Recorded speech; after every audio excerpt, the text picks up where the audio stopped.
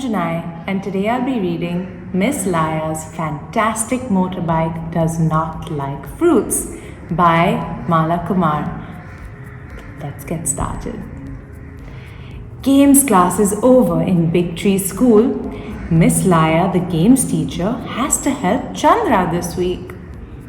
Chandra grows vegetables and fruits on her farm. She also grows marigold flowers and roses. She has to take them to the market this week, but her scooter has broken down.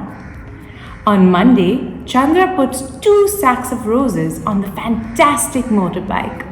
Her son Anil jumps up and down 3 times. Tup, tup, tup.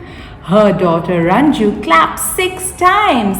Clap, clap, clap, clap, clap, clap. Chandra says the numbers backwards. 9, 8, 7, 6, 5, 4, 3, 2, 1, start!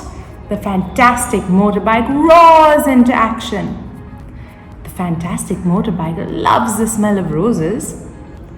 On Friday, Chandra loads a heavy sack.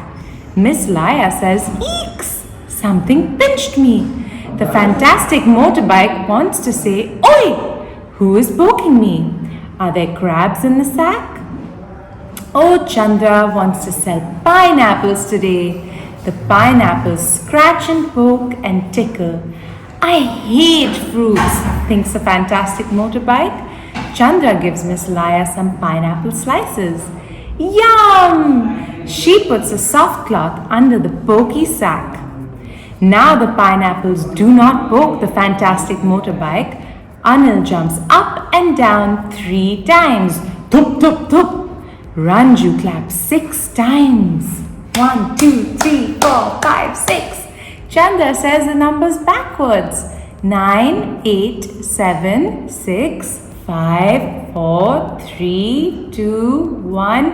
Start! Off goes the fantastic motorbike to the market.